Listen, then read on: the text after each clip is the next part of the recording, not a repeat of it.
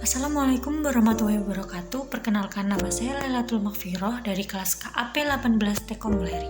Nah, di sini saya akan mempresentasikan tentang enkripsi data dari mata kuliah Keamanan Sistem Informasi. Apa aja yang akan kita bahas kali ini? Yang pertama ada sejarah enkripsi itu sendiri. Yang kedua, apa itu enkripsi? Yang ketiga, apa tujuannya?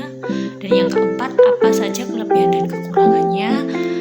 Yang kelima, apa saja jenis-jenis enkripsi?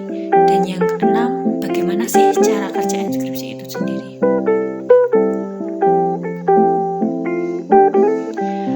Sebelumnya, apakah kamu tahu sejarah dari enkripsi?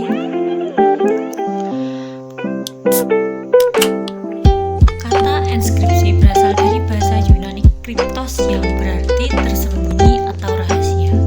Dulu ketika masih banyak orang yang belum bisa membaca, menulis pesan rahasia dengan cara biasa sudah terbilang cukup pada masa itu. Namun tentu hal tersebut sangat tidak efektif.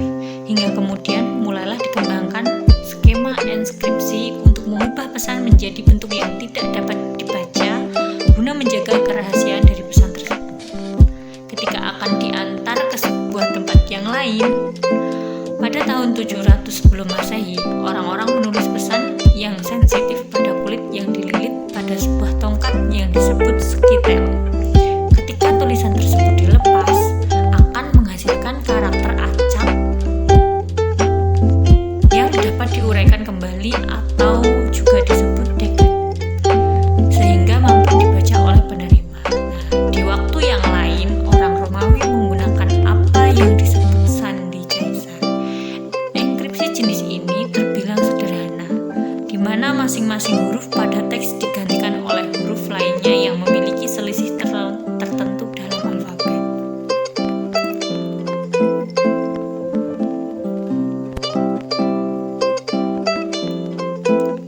Pada pertengahan tahun 1970-an, enkripsi melakukan sebuah lompatan yang besar, di mana B. Weyfeld TV dan Martin Hellman memecahkan salah satu masalah mendasar dari kriptografi, yaitu bagaimana cara mendistribusikan kunci enkripsi dengan aman untuk digunakan kepada mereka yang membutuhkannya. Hal tersebut kemudian dikembangkan bersama dengan RSA dan menciptakan sebuah implementasi public key menggunakan algoritma asimetris yang mana kemudian menjadi era baru untuk enkripsi hingga saat ini.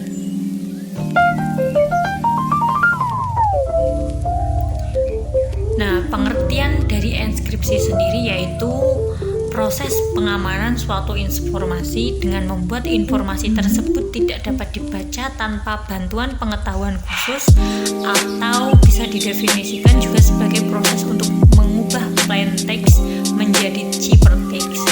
Plain text sendiri adalah data atau pesan asli yang ingin dikirim, sedangkan ciphertext adalah data hasil enkripsi. Nah, enkripsi dapat diartikan sebagai kode atau cipher. Sebuah cipher menggunakan suatu algoritma yang dapat mengkodekan semua aliran data, stream, bit dari sebuah pesan menjadi kriptogram yang tidak diulang. Karena teknik cipher merupakan suatu sistem yang telah siap untuk diautomasi, maka teknik ini digunakan dalam sistem keamanan komputer dan jaringan.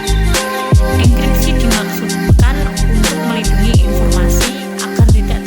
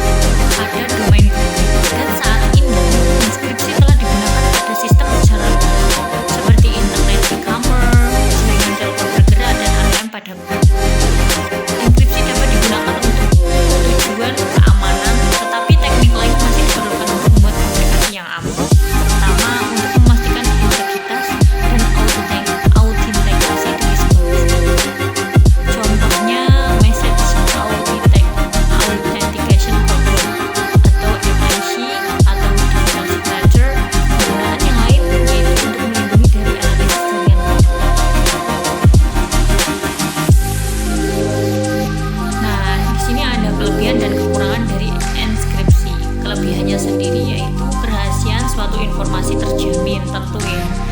Yang kedua, menyediakan autentikasi dan perlindungan integritas pada algoritma. Yang ketiga, menanggulangi penyadapan telepon atau email. Nah, kekurangannya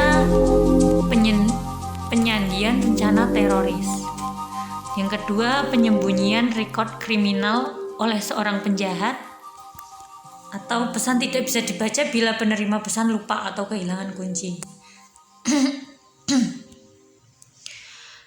Apa sih tujuan enskripsi? Nah, tujuannya yaitu di sini kerahasiaan pasti, yaitu untuk menjaga isi dari informasi dari siapapun kecuali yang memiliki otoritas atau kunci rahasia untuk membuka informasi yang telah dienkripsi.